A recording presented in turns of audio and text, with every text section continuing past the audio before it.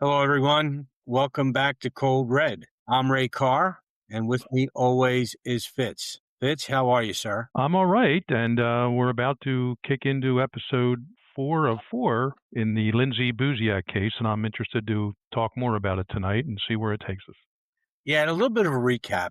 We're going to talk tonight about the 2008 murder of real estate agent Lindsay Buziak. This presents a classic case for behavioral analysis because of its apparent premeditation, the offender staging, and victim targeting dynamics. The offenders were described as well-dressed Caucasian couple with a possible fake accent. They lured Lindsay to a vacant home under the guise of a high-end property showing, then killed her in a controlled environment before escaping without leaving usable forensic evidence. Now, tonight isn't about the how, it's about the who and the why, based on certain behavioral triggers and some of the things that we're going to talk about with you, Jeff, both Jim and I.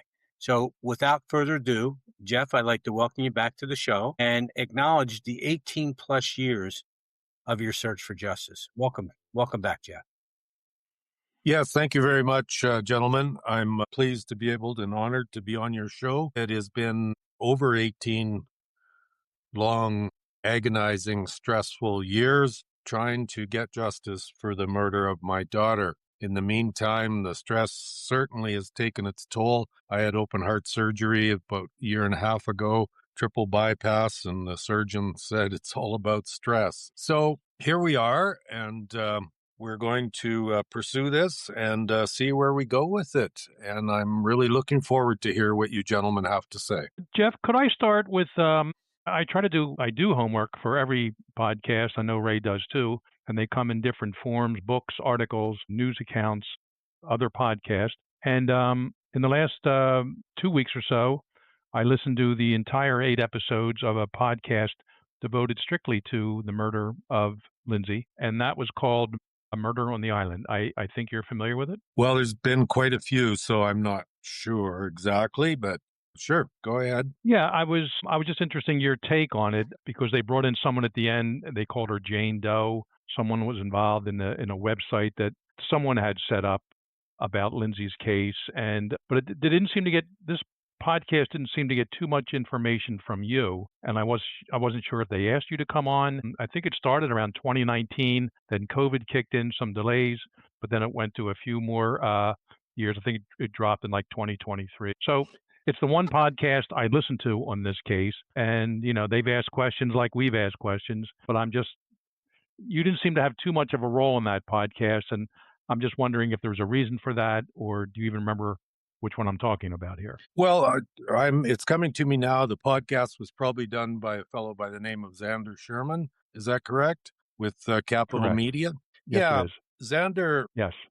approached me initially with great enthusiasm about digging into Lindsay's unsolved murder, and quite quickly he turned on me and tried to make me out as some kind of villain. And I didn't take that kindly, of course. And so he continued on. I wasn't involved in the podcast, but he had, if we could say, the other side on the podcast that were there to criticize me and try and, discredit me. And I think people understand I have no reason to deceive or manipulate or anything with Lindsay's unsolved murder. It's killing me. All I want here is justice. I have no reason not to tell the truth. I have no reason to try and mislead anybody.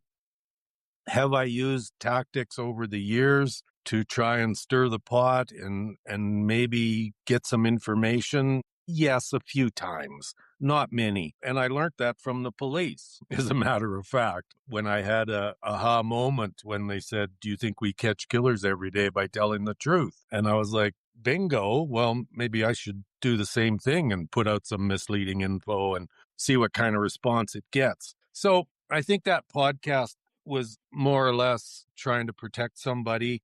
And as far as the Jane Doe, Sandra Bryant, yes, she worked with me for 7 years while she was on sick leave from Vancouver Island Health Authority and was totally devoted to the cause and approached me on the basis that she knew, or she felt she knew, who did it And she spent 7 years attacking those people on a website that her and another person managed and operated and created, as a matter of fact. And then, for whatever reason, decided to quit and then blamed everything on me and went to the other side and apologized. And it's all Jeff's fault of what I did.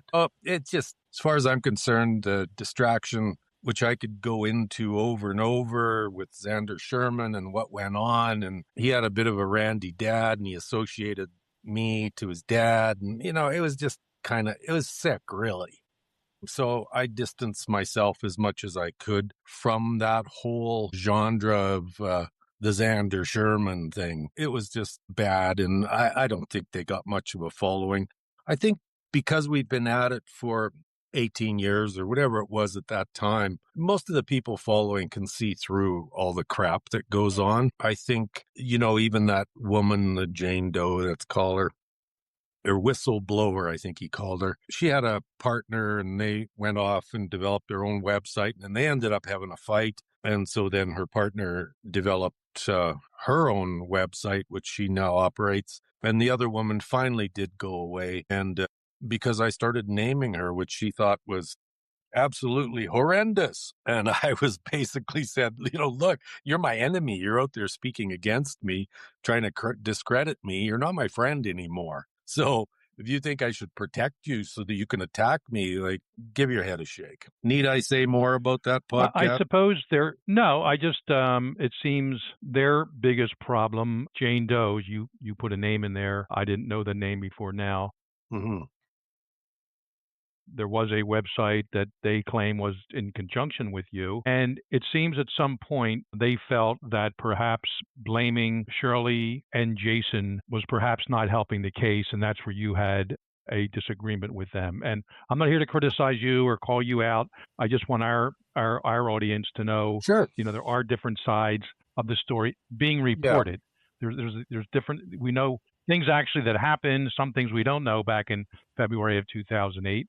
But at the same time, there are different versions and different interpretations of what's happened since then. While Jane Doe clearly states she felt that Shirley and her son was definitely involved in the murder of Lindsay, they felt as time went on that wasn't the case, and there were some inconsistencies or discrepancies with what was being posted on your end or being stated. And they just wanted to clear that part of the records. Yeah, so fair I enough. just want the audience to be aware of that.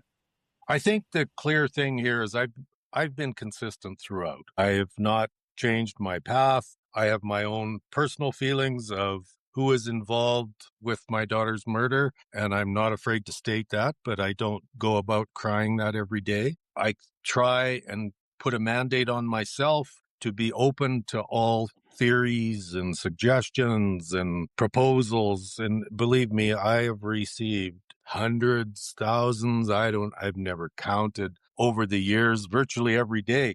Just before going on this show, I've received a big, long message about I know who did it and why. And, I receive that often, and I'm always very open to it. I contact the people. Sometimes I fly out to the coast to speak to them in person, and I listen carefully. As far as I'm concerned, there are 4 groups that know everything about my daughter's murder.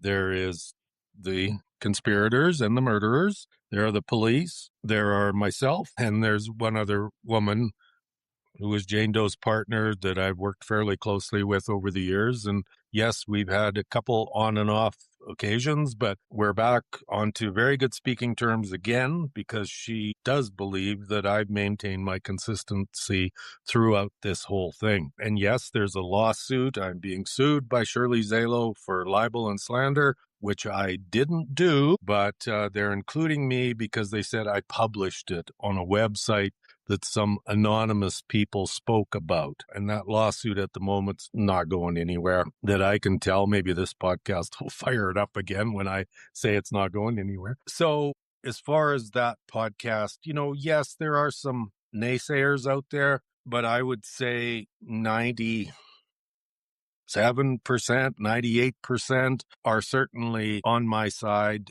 And everybody has their opinion now after 18 years, who they think did it. And it's the majority are certainly leaning in one direction and always have been. And there was, as far as the whistleblower, there was no influence. We spoke regularly. They ran the website. Yes, I was involved. What culminated in our big argument was not about who did it. It was about my consistent appeal to them to quit arguing with everybody. And I finally had to take control of the website because of that. They both had numerous pseudos. They were losing track of who the hell was who that was posting. And I kept appealing to them to smarten up, quit arguing with people, because basically they were always, Shirley did it. And if anybody came on there that spoke otherwise, they would attack them with various of their pseudos. And finally, the culmination, I mean, it's not funny, but it is, was I called them up and I was like, okay, what the hell's going on here? And I was like, who's this? Who's this? Who's this? Who's this? Who's this? Who's this? It was them. And it turned out they were arguing with each other and themselves because they lost track of who the hell was who. So that's when I took control. It wasn't about, poor Sandra, I had influenced her. Oh no, she was very aggressive on the path she was on and just got tired of the whole thing. And so then I more or less took over control of the site. One of them quit in disgust because she thought I was firing her. And it was just kind of drama, stupidity. And Sandra decided to quit. And I said, okay, quit. I have no problem with that. But you have to remember, Sandra was a very trusted ally of mine. She had my passwords to all emails. She ran the site. She had passwords to the site. She had developed the site herself. And so that all had to get sorted out when we parted. So the two of them went off and established their own site called Murder in Saanich. And the first thing they did was started disparaging me. So I contacted them and said, stop that, or I'm going to name you, because you're not my friends anymore. You're on here telling people I'm a liar and whatever was going on in their heads. And so I named them. And so they got all upset. So they ended up having a big fight and they shut down that site, and Whistleblower went away once and for all for good, which she should have done when she said she was going to quit. Both those people had no connection to Lindsay, no connection to me, no connection to the family. They totally came to me, free will, volunteered, which I get calls all the time from people who say, what can I do to help? And I always tell people, just follow along, see where you fit in, establish your own role. That's what I always tell people. Those two just dove right in. And we were initially working on Facebook. We didn't know what the hell we were doing at the time because it was all new to us. And Facebook started cutting us off because we were naming people. So then I said to them, okay, we have to do our own website, sort it out. And they did. Between the two of them, mostly Sandra, the whistleblower, she developed that site, lindsaybuziakmurder.com. And the two of them administered it. I wasn't an administrator for the longest time, and I'm not saying that to blame anything. We were a bunch of amateurs fumbling along wanting to get justice for Lindsay is really what it was, and it all kind of fell apart. And then Xander got involved. Ray, you retired. Okay. Right. And he decided I just want to say, Ray, you retired a few years. Let me kick in here for a second, Jeff. Yeah, sorry. It's a different world out there, Ray, and you retired a few years after me. Mm-hmm. But to be a criminal investigator, profiler, you wore a few different hats in the Philadelphia division. The internet was in its earliest days. I guess cable news was pretty big. I remember the OJ case. Aldo Rivera was all over the place, every night discussing that case. John Benet Ramsey, every night discussing that case on TV. But to be in the middle, to be an investigator, I'm trying to put myself in the shoes of the Saanich PD investigators with these multiple podcasts going on. Look, we have a podcast called Red, but we're not really an advocacy podcast or activist podcast, if you will. We try to bring guests on, we tell stories, we'll render opinions, but we'll let our listeners and our audience sort of, figure out where they think this is going. We do as many closed cases that are, over and done with, and the bad guys in jail or dead. But every once in a while we do a case like this that's open. So I'm just saying it's a different world out there, Ray. What, Jeff's involvement with at least two other women on this website, maybe multiple websites, it just can serve to sort of muck up the works in an investigation. Looking at it from the law enforcement perspective, but I'll give you some time here, Ray. Well, it No, did and it didn't really. well, but it does. It does. When you have a lot of information coming from different sources, it has a tendency to create problems for law enforcement. It does. And I speak to that from my own experience. However, I understand where you're coming from and how you must feel and what your goal is. So our goal tonight is what we want to do. We want to take a look at a couple different things, and we want to talk about some of the behavioral markers in this case based upon what we know. However, you have to realize that what we're talking about is limited because the information we have is limited. When we did this in real life, we would have all of the information.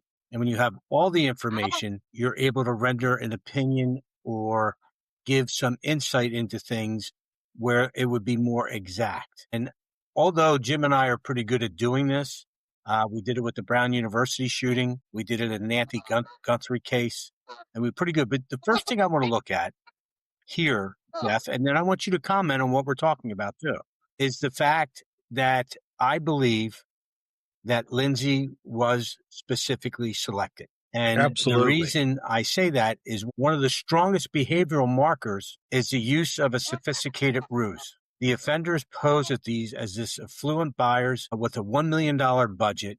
They contacted her repeatedly with a prepaid phone registered under a false name that was activated shortly before the crime. Those are classic indicators of deliberate targeting and not opportunistic. When you look at her, they knew Lindsay's profession, her work patterns. They knew about her vulnerability, the fact that she showed houses alone. They had access to insider knowledge. Someone within her social or professional geographical orbit, rather than somebody that was random. So this wasn't someone that was random here. And I think that this planning aligns with instrumental homicide, which means the killing was committed to achieve a particular objective, such as revenge or silencing or some sort of contractual motive. What I would look at these offenders, I would consider them to be organized. They were methodical. They were socially competent, and they were capable of manipulation. And Jim, I'll throw it over to you. Yeah, all those factors are in fact in play here. And yeah, even the number of days involved in this pre-offense behavior shows you the determination. One or more, well, we know there were two people at the scene, but at least those two people, if not more. And then we have to switch over in the same sphere, if you will, and we have to look at victimology, and that is, of course, our victim being Lindsay. Why all these things that you stated, Ray, are accurate in terms of her selection, her targeting. Now the question is why, and what did she know? What kind of threat? She's not a physical threat to someone. I mean, she's a healthy 24-year-old woman. I don't think she's walking around with guns and semi-automatic weapons and a threat to anyone. It has to be internal to Lindsay in something she observed and or stated to someone in the weeks or two prior to that. And Jeff, you told us the week before she had come to Calgary to visit you, and she made a statement. Number one, she was going to break up with Jason, her boyfriend. And number two, if I remember how you said it, she saw something or knew something, and it was big. Unfortunately, though, she couldn't tell you what it was. Yeah, she said, "Daddy, I saw something I shouldn't have seen." Very clear. Okay, what does that mean? And other people could have seen that same thing, whatever it was. I can't, and to me, it would be narrowed down to a large quantity of drugs or a body, or conceivably both. And then just her seeing it, though, obviously raised flags for the bad guys, we'll call them, and said, all right, we had this real estate woman, this Lindsay, she's the girlfriend of this guy. He hangs around with this guy, and we have this little, thing going here, this thing of ours, as the mafia says. And I'm not saying this was, Italian mob people, and Lindsay became a detriment. She became an obstacle, someone in the way, because of not even their known fear of what she may do with whatever she saw or heard, but because of their perceived fear of what she saw or heard. And they just felt that for whatever reason, she had to be eliminated. And I hate to say that, use that term in front of you, Jeff, but you've heard all these words No, that's before. fine. And Absolutely. and that's and just to follow up with Ray. So now I don't think many people would disagree with what Ray and I just laid out. And you probably don't even have to be a profiler to put that much together. Now the question is, what or why it was in her victimology, and what have the police not learned, or maybe they have learned but haven't released publicly, or maybe they have learned but are somehow suppressing on their own. And I don't know which one of those categories may be accurate, but what possibly could she have known or seen that would have caused her to be victimized such as this? And Ray, we can talk about the sophistication level of the setup, but in our experience, knifing someone is like at the bottom of the sophistication scale, including 40 to 50 times. We don't even have the exact number of wounds to Lindsay, which again, that sustained aggression or overkill, as they call it, sometimes is indicative of a personal connection and an anger or frustration against the persons. But someone just brought in contractually, or that hit person, or hit man, hit woman, especially a hit couple, pretty rare in today's world, certainly in North America. But I assume it happens, and it does happen. And to go through this level of sophistication as they did, but then instead of just, again, hate to be graphic, but a quick shot with a small caliber weapon, even a silencer on it, and then in and out. And why not do it that way? Why the knife, which takes a whole lot of work to do? It is not easy to stab someone, and especially if they are relatively healthy and in decent shape and condition, where they may fight a little bit. Obviously, the element of surprise. I'm sure Lindsay turned her back. One person, now let me point this out to you, and that's when the other person started the attack, and then who knows where it went from there. So I just wanted to follow up on Ray, what you said in terms of tying in these pre-offense behaviors to victimology, and that that still brings us back, though. Could of I course, just who did this, but just as importantly, for what reason? Jeff, Go ahead. before you go, I want to add one small thing to what Jim said, because I think it's very important. When you have mixed gender co-offending in homicides, Jim's right, it's rare. And what that sometimes will suggest is that there's a relationship-based partnership, whether it's familial or whether it's romantic, and it could even be a staged deception to kind of gain the trust of the victim, or lower the victim's guard that it's a couple, everything is good. So when you have a female that's present, that's the lure to bring her into the fold, so that she begins. And then the foreign accent, the male was probably the one that engaged in the physical attack, or at least helped in it. But it's Jim is spot on. But I don't want to go ahead, Jeff. We talk about what we just said. Yeah, I just wanted to add to that not only did she see something she shouldn't have seen, and without getting into a theory, I also believe she was distancing herself from the people that were involved in what she had seen that she shouldn't have seen. So it's kind of a twofold thing, in my opinion, that she saw something she shouldn't have seen. It really, really disturbed her. So now she's distancing herself from those people, and that becomes a threat to them, a security risk that their lifestyle is going to be ending if she talks, because now we can see she doesn't want to be part of our fold anymore. She's trying to get away and distance herself. So I think that's an important point in that whole thing. And as far as the couple, there's been different iterations that one of them was transvestite, so was, and dressed up as a girl. We don't know that. That's been a theory that even the police pursued at one point. But what I can tell you is the man did phone her at one point, because she called me and told me. The man called me and said, my wife's not feeling well, so she might not be at the showing. I'll just be by myself. Is that okay? That's very odd for somebody to do that because, I probably know real estate as well as you guys know homicide because that's been my career since 1980. That was odd, but she let that go. But it did turn out that a couple showed up. Yeah, no question the whole couple scenario is what was designed to lower the guard on Lindsay's part. And I wonder, that phone call is odd. Why even float that idea? And I'm not Amateur. sure, Jeff, was there a secondary phone call that said, "Oh, the woman, my wife, will be with me," or did, as far as you know, I forget with the other people that were interviewed, was she sure when she left the office that day she was meeting the couple as opposed to just a man? No, she wasn't sure. Okay. Um, Let me just go ahead, what Jim. throws this off is how different would this whole matter have been if she took up one or more of her colleagues at the office, including the former Mountie, who is now in retirement, a real estate agent who offered, and I'm not blaming Lindsay for this. Oh, no, I can handle it. No problem. I'm a professional. I've been doing this for a while. But what would this couple have done then? Would they have killed this guy? Is that how, or were they so confident? Maybe they just wouldn't have showed up. Maybe they know if she came with someone else, but it seems they were standing out front when Lindsay pulled up.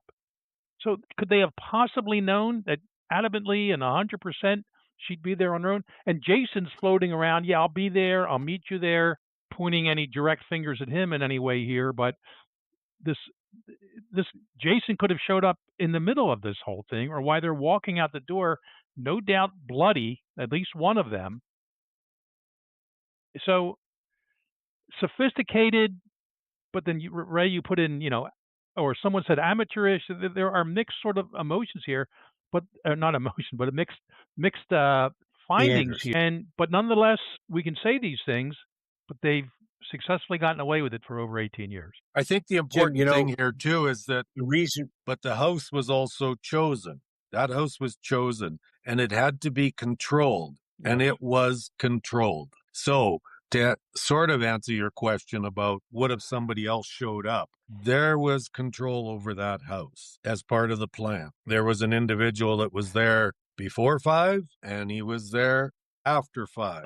And we don't know if he left or if he did when he left. So there was somebody controlling that house. There had to be because of those variables. Right. When I look, and Jim, running back to you, what you said about Lindsay and the possibility that someone could have accompanied her, I thought from early on, and Jeff, correct me if I'm wrong, but she anticipated Jeff being with her when she showed this house, or was going to show up during the time when she was showing this house. Because there were certain people that said... You mean Jason, yes. There was people that said to her, the former RCMP officer that said, "Hey, I'll go with you." She says, "No, it's okay. Jason's going to meet me there." So I'm sure she said that. So that takes it, which is part of the control aspect of things. Now, I'm not saying that Jason was involved in this. I'm just saying that's maybe the reason why she didn't have anybody else go with her. Absolutely. I'm only speaking on what I know. She hollered at me because I questioned her. She goes, "Daddy, Jason's going to fucking be there," because I challenged her whether he was going to be there or not. I said, "I'll fly out there if I have to." That's when she hollered at me that he's going to be there. And, I know my daughter. He was going to be there, but he wasn't. Yeah. For whatever reason. No, he wasn't there. He wasn't there. One thing that and I don't really know much about the crime scene itself, other than what you said, that one of the ambulance drivers said that it's the bloodiest scene he's ever seen in his whole career, and told the other person not to go in. But I don't know if there's DNA, if there's fingerprints, if there's defensive wounds, or any evidence. But the evidence that I'm aware of points to the offenders being controlled and efficient, that they probably executed quickly, and they probably did it by surprise. When you look at this, which means it was probably an ambush, they probably hit it from behind. Their escape strategy was well planned, and there was no theft, and there was no sexual motive. I don't know, Jim, what do you think? Well, I'll tell you. Let me go here real quick. It was not professional. It was well planned, and they got lucky. Those are his words, not mine. Whose words? Chris Horsley, the Whose words, detective, Jeff? police officer Chris Horsley from Saanich Police, who was on the case pretty much from beginning until he retired. He said that. It was very well planned, wasn't professional. They got lucky. Even if someone or some group felt that Lindsay was a problem, a barrier, she had some sort of information to something that happened in the past or something that was about to happen in the future, they really, as much of the planning as they put into this homicide, and there was a lot, with burner phones and fake names and getting a couple involved, possibly a woman, maybe a transvestite, whatever. But they could have staged this to look like something different. And again, Jeff, I'm very conscious this is your daughter, but I'm familiar with other cases in which something happens to usually a woman victim, but the bad guy, and maybe the husband, ex-husband, lover, maybe even a stranger for some reason, they kill the person, but they make it look like it's for some other reason. With no robbery or sexual assault here, right away, that's off the table. So now it's a targeted hit. If they put a little more thought into this, and don't get me wrong, you may still be without your daughter, and 18 years later, it still may not be solved. But if this happened in perhaps her residence, in a car where she was driving, where someone sort of carjacked her, it could just look like some local thugs, or sex assault people. And all this would be, not all of it, but the police would be looking at this as a sexual assault homicide with no other these implications of what did Lindsay know? What did she see? But because they kind of set it up this way, it's like, all right, well, there's no other choice. Lindsay was targeted, and these two people were there, but they're representing some other group, however big, because she saw something, knows something. It's not just because they want her jewelry or her cell phone or her car or certainly, like I said, a sexual assault. That whole part of the case would have been it wouldn't have been hard to set up that whole subterfuge or that staging to make it look that way. So now it goes back to, all right, this is how they chose to target her and kill her. Is this the message we want to send to some other people at the same time in Saanich and the island where this crime occurred? So sometimes you can overthink these things, or sometimes you just cut right to the core. They could have done this easier with the suspicion just being some rando that goes around raping women, and this one went bad. I'm not sure if the rape's in the area or not, and I'm not saying I wish that to happen to her at all, but they could have made it look like a sex crime. I'm going to tell you how many cases Ray and I worked. It turns out to be the husband that killed the ex-wife, estranged wife, whatever, and he takes her panties off and takes her bra off and stuff. And when the body's found, it never was a sex crime. It's staged that way. But of course, there's no doubt other people that have gotten away with staging crimes like that, or at least confusing the investigators. But these people made it very clear, we're targeting this woman. It's for a specific reason. We don't want anything. We don't want sex. We don't want money, profit, any lucre involved with her. So they make it very clear it's for something she's seen or something she heard, something she knows. And that only then puts, to me, more pressure on the people who may be behind this. But again, 18 years later, they're unidentified. Jim, I think the offenders in this situation are probably nonviolent, or they probably have committed prior nonviolent deception type crimes. They may be capable of extreme violence when they're properly motivated by money. I don't think the offenders are from Saanich or the immediate area. I think they were brought in from outside, but whatever they do, they could blend in very easily to conventional social roles. That's why nobody knows anybody or anybody speaking of this except for the very few people that knew this was going to happen. And those individuals, brought somebody from the outside in.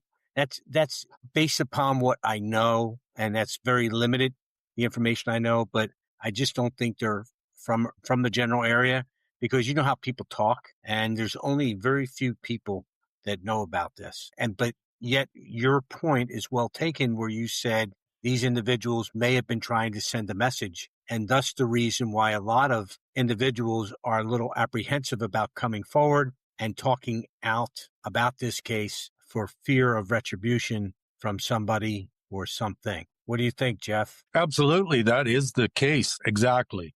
That Lindsay's girlfriends are afraid to peep a word because they think they're next. And other people feel the same. I had a very good friend of mine, female, leave Victoria because she said, I don't feel safe there anymore after Lindsay's unsolved murder. I'm leaving. And she moved away. Certainly, for whatever reason that it's still dragging on, they've accomplished their goal. They eliminated Lindsay and they got people to keep their mouths shut. So kudos to them. I think their biggest problem is me. I just won't shut up and I won't give up. So I've been told more than once there's a hit on me. I got used to it now, and I won't stop because I think everybody just wants to lift the carpet and sweep it under and let's get on with our lives. Just another chick. See you later. The girlfriends are terrified. They want nothing more than to see whoever was involved arrested, charged, and convicted. We all do, really. The community, I'm not going to stop because even the police who, you rightly protect them a bit, that with my interference, many of them, most of them have told me, keep doing what you're doing. If it wasn't for you, this would have been over a long time ago because they certainly don't budget for this. But we got this pesky father out there that's latched onto it like a dog to a bone and won't let go. So we have to do something year after year. And so they do. They have DNA. Like I talk to them monthly. So it's not like we're enemies. I'm not kind to them because I don't feel they need 18 years to do the job, blah, blah, blah. They have DNA. They're investigating that supposedly in a top lab in the U.S. right now. They've done 3 stages. They're happy with the results. They're continuing on. So they tell me. So will there be a conclusion? Yes. I don't think any other way, and I won't. There's going to be resolution. That's good. That's good, Jeff.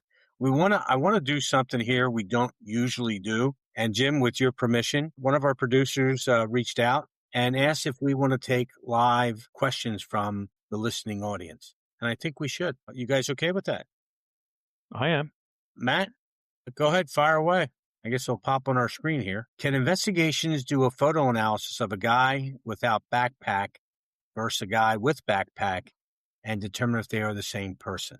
Well, this question seems it's more geared towards the Guthrie case than it is towards this case. So we can come back to that at some point. We can come back to that at a later time. Is there another question that relates to this case? I know we have a decent-sized live audience, but I'm not sure they were even going to put some questions out like that. Yeah, right church, wrong pew for that last questioner. So we'll come back with that. I had a thought I was going to bring up before, but I just can't wrap my head around how this could go on this long. But I can't. Well, I know what I was going to ask you, Jeff. No one, certainly among the 3 of us, but certainly probably anywhere else besides maybe your ex-wife and some friends of Lindsay know her better than you do. As well as you knew her, if she opened a door or went into a storage area and saw something, we'll just keep it very basics. A body, we'll throw in a big pile of money or a big pile of drugs. How do you think she would handle that? What would be her first reaction? Assuming there's other people around her, maybe in an adjacent room, would she out, what the hell is this? Or would she keep it quiet? In other words, how many people would know if they weren't right next to her? Would they know what she saw? Is she the type that would blurt something out? Or would she say, holy shit, I got to get out of here? What do you think? What do I think? Yes, know my daughter well. She told me pretty much everything that went on in her life. And, it's interesting you asked that question because I get asked lots, or I get people telling me, oh, she saw a bunch of drugs or a bunch of money. I actually reached out to like one of her girlfriends and some other women, especially in the Victoria area, because I was just there. And I said, would you freak out if you saw a bunch of drugs? And they go, no, we've all seen drugs. That's no big deal nowadays, especially in Victoria, small little place. They all saw drugs and they all saw cash. So that wasn't such a big deal. Because of the small place, they'd go to clubs. The club would end up going to a party. Party would be at some drug dealer's house. They'd see a bunch of drugs and cash. It wasn't uncommon. Especially, Lindsay was a very attractive young woman, and all her girlfriends were 10s. I've always said that. They were 10s. It was very interesting when they got together to travel. they were like some kind of aristocracy or something. They just walked freely wherever they went. If they were in a group, there was no such thing as lineups or anything like that. When they walked in, it was just everything stopped and they went in. So they saw lots of things because of that in their time. What would freak Lindsay out is, yes, body, harm against another human being. So human trafficking, sexual abuse, somebody being abused. And she had told me a couple times about things that she was very uncomfortable about involving people, not human trafficking, but just uncomfortable the way people were being treated. You have to remember, she grew up not in a hostile, violent home or anything like that. Yes, we divorced, but it wasn't because of, physical violence or anything like that. They were loved to death, those, my children. So it would have to have been a body, a murder, because she was terrified. Drugs and money wouldn't have terrified her. They would have upset her, but not terrified. She was terrified. So my speculation is body, murder, human trafficking of young women. That would really disturb her. Those would be my top 3 picks. Well, Jeff, you didn't hide anything from us the first episode of Cold Red when you were on 4 weeks ago now. Not every case Ray and I have worked over the years, in fact, few of them, involved homicide victims that, quite frankly, by your own admission, were hanging out with drug dealers. That's the big time. And that is when the propensity for violence definitely increases. I'm not blaming Lindsay here. She did nothing wrong and didn't deserve what happened to her. But she put herself out there in a world where these types of things sometimes happen. And you don't usually hear of young, attractive women who aren't directly involved in the trade being murdered such as this. It's usually the guys, the mules, the runners ripping somebody off. And that's why, and we're going to be wrapping up here in a bit, but that's why this all has to come down to her death as a result of the high-level drug world and her foot in the door of that, not doing anything illegal on her part, but these men and perhaps some other women who were engaged in this fast lifestyle, this illegal lifestyle, and she was at a place she shouldn't have been. She saw something, maybe said something. She became a risk, and she had to be eliminated. Exactly. And I know we've gone in other directions here. We've gone other directions here with who are likely suspects. Why didn't this person show up at the showing, et cetera, et cetera? You can't tell me everything else we know about this case. Was no theft. There was no one, emptied her bank account afterwards or made her hit the ATM, took her car. There was no sexual assault. This is because she saw something and knew something that she shouldn't, because she was indirectly involved in the world of drug trafficking. It's a shame. I don't think this would have happened to her if she wasn't necessarily in that world. Well, I'm going to run to her defense. That doesn't make this case any less important. Yeah, less important, and it should be resolved. I'm going to come to her defense here because I am being offended a little bit by what you said. She was not involved in the criminal world whatsoever, and Saanich police have clearly stated that. She stumbled across something. So she wasn't out partying. She wasn't a party girl. She wasn't involved with the drug trade. She hated drug dealers. But growing up in Victoria, which you gentlemen don't understand, it's 1 degree of separation there. You come across that stuff in your travel because it's a small community with a big city atmosphere, but it's very small. So you stumble across that and you make choices not to go there again. And she was living that lifestyle. She was absolutely focused on her career. She was distancing herself from a certain group of people because they were skirting the edge of that lifestyle, and that wasn't her style. She was distancing herself from that. That was very, very clear. That isn't who Lindsay was. And I take offense to anybody insinuating that, she was involved and mixed and mingled with those people. No. Well, let me add this to what both you just said. While the exact nature of what Lindsay believed she saw remains unknown, it definitely suggests that it likely involved perceived sensitive knowledge. Yes. Her pre-offense disclosure to you is significant because it indicates awareness of potential risk by her, which aligns with a homicide that appears to be targeted, instrumental, and carefully orchestrated.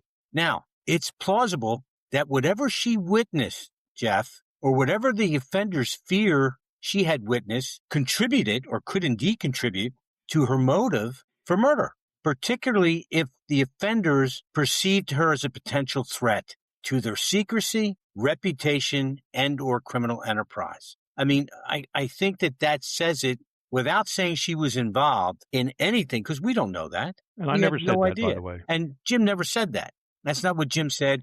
But and if you were offended by that, we both apologize. Sorry you're offended, but that's not what I meant. But she's on the periphery and saw something she shouldn't have seen. Right. Now, I just should she have wanted been in to that clarify. periphery? It seems she was trying to. That's fine, and I respect you as a father. I would expect nothing less from you. Yeah. She was in that periphery maybe once or twice, and she said, "I got to get out of here." But that once or twice was maybe what sealed her fate. I don't know, and we don't know exactly why or for what reason, of course. But it's involving some badass drug dealers that somehow saw her as a threat, even if she just put her foot in the door, literally or figuratively, of what they were doing, and saw whatever that they didn't intend her to see. She had to then. She was a risk then. She was a liability, and she had to be eliminated, and she was. Right. There is a question that came across. There's a question that came across. I don't know if you guys all saw it, but the question was, can private investigators move this case along a little bit better than the police can? Jim, I'll open that up to you if you want, or I'll take it. I'll take it. And then we'll get to you, Jeff. Yeah, Jeff, let's start with Go Jeff. ahead, Jeff. Okay, thank you. I have engaged private investigators. The first one was scared off by Saanich police and actually ordered by letter to cease and desist, or they would be charged and lose their license because they were interfering with a criminal investigation. And in Canada, it's against the law to interfere with a criminal investigation. The second one that I engaged just turned out to be a money pit and a bit crazy. But they did make some progress, and we did get some information. So I don't think I can add to that. I mean, there's been some PIs that have helped in cases, some that hurt. It sounds like at best, Jeff, maybe neutral in your case. Well, what happens there is they have to get the cooperation of the police department to be able to get involved after a certain period. And Saanich police refuse that. They won't let anybody touch that file. Sure. So they attack the private investigators by saying, stay away. You're getting your nose into an active criminal investigation, and that's against the law. We will pull your license. And in Canada, in BC, the police can withdraw that license without having to go to court or whatever it is. So the PIs pay attention to that. Well, that says it all right there. I don't think it works that way in the U.S., Ray. It does not. Private investigators. It does not. You don't need to have authority by the police to investigate. Whether they invite you in or not, that's a different story. Canada seems to have its own rules. Jeff, I'd probably do the same thing if I was you in that situation, try to get on the inside with someone who maybe is a former cop or former law enforcement, or at least has ties there. But that can be the money pit that you probably described too. You know, here at Code Red, we have an open door policy. And both Fitz and I, while this is our final part of the series, the case file remains active for Lindsay on Code Red. With that said, I want to lay out an invitation to law enforcement, active and retired. I have an invitation to share your insights, whether it's on the record or off the record.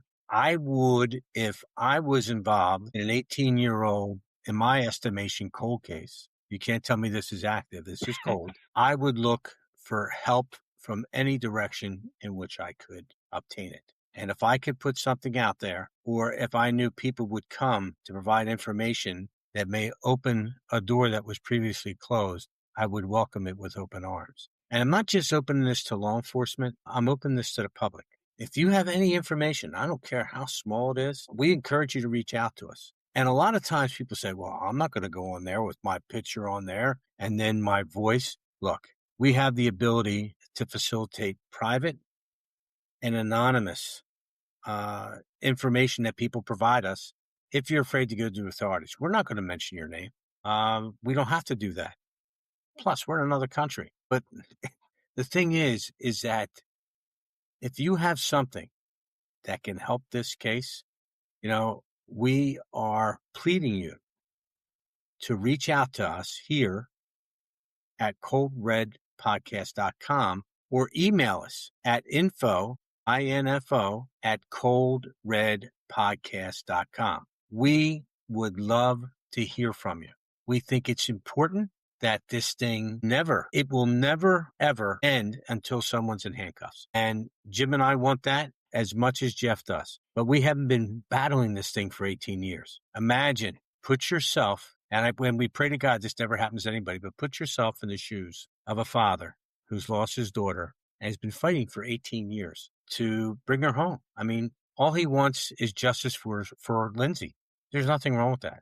I think it's commendable. And you have my support, Jeff. Any final thoughts from you, Jeff? Yeah, I'd just like to follow up on that people have to understand that this isn't an obsession with me from an angry father. This is my duty as a father, as a man, and as a citizen, especially now that I'm 71 years old. I consider myself an elder, and as that, I have responsibilities to society. And this happens to be one of my responsibilities, is to see that justice is served for a wonderful young woman who went to work one day and was absolutely slaughtered while she was at work. People need to understand that this has further reaching than some chick saw something she shouldn't have seen, and so the guys took her out.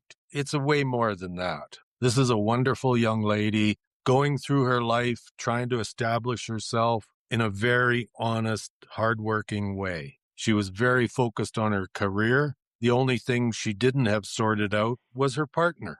And that's not uncommon with young women. She was trying to sort that out, whether it was with who she was with or not. That didn't seem to be working. That's what was missing in her life. Her career was set. She was becoming very successful. And somebody decided, for whatever reasons that we can speculate on, that her life should end. Justice needs to be served in that. And I will make sure that happens, or certainly spend the rest of my life seeing that it does happen as my duty to do that. And to this day, other people that aren't in my shoes have to understand the simplest things, because I still work in real estate. And people ask me, "Oh, how many kids do you have?" I almost cry because I don't know how to answer that fucking question, because I can't eliminate Lindsay from my fucking life. And I hesitate. And I give them a number. And then, of course, they want to know details. And then I have to introduce them to the whole horrific fucking story. I hate it. I want justice. Lindsay deserves justice. The community deserves justice. This isn't an angry father thing. This isn't a family deserves this. This is a fucking community issue. We've got killers and conspirators freely skipping around Victoria laughing at the police and everybody else. That's what we have there. That's the reality. It's not funny. It's not, "Oh, the community's not in danger." Bull crap. Somebody has taken a life. They'll do it again. I used to say that if they did it once, they'll do it again. Who says Lindsay wasn't the again and they've done it before? This must be solved. So anybody out there with information, we need it. We need to put this to bed. We need the message out there is you can't go around killing people and get away with it. You're going to be caught. You're going to be put away and you're going to be punished. That's the message out there. Not, "Fuck, just kill her. You can get away with it." That's the message out there right now. Don't worry about it. They'll never solve it. Yeah, we will. We will. Let me close it out with a few things I said in the last week or two. In order to best solve this case from the macro approach, I really think another agency should take over this investigation, ideally RCMP in Canada, of course. That would be the ideal scenario. Doesn't mean that, Saanich PD couldn't have an investigator on the task force, but they should start from scratch and go through everything here. The micro perspective to this would be find out what happened to the missing person. I forget his first name. Kyle? Last name Kyle McDonald, McDonald. right? I think it's Kyle McDonald. Is that right, Jeff? Yeah. Yes, it is. Yeah. Again, easier said than done, but maybe put a lot more work into that case and what his victimology was, what he was involved with. And it wouldn't surprise me this whatever innocent drug connection that Lindsay walked into accidentally some friends of friends of friends, and they said, well, I got to get out of here. And Jeff, that's all I ever meant. I wasn't saying she was involved in anything directly, but all of a sudden she's with a few people over a month or two, and then all of a sudden she sees something, hears something, and she became this liability. Solve that McDonald case. Go back to that drug case. There was a big cocaine bust with months before this in late 2007, before Lindsay was killed in February of 2008. Boy, find some of those people there, see what kind of time they're serving, or if their kids are now serving time for drug offenses, and just make a deal to them. Tell us what you know about Lindsay's murder, and we can, get you out of here, or give someone else a break, or maybe a reward of some sort. I know the numbers aren't that high right now in that regard, but you put those three factors together: a new investigators, new agency, the whole drug thing, including Kyle McDonald, and I think this case would have the potential of being solved. And folks, you can call us or contact us at Cold Red. Certainly, the authorities at Saanich PD. Jeff, I'm not sure how you feel about that part. I would hope they would actively work on this type of information that would come in. But if anyone wants to back it up and send it to us, we can go from there too. We're not investigators anymore, and we're in a whole different country. And Ray, we don't make any secrets of that. So, but we certainly could pass the information on to others. So, Jeff, no one has a right to judge you for what you did or didn't do over the last 18 years. I'm certainly not. I'm not judging Lindsay either. You've had hell come down on you in February of 2008, and you've tried to work with it every single day.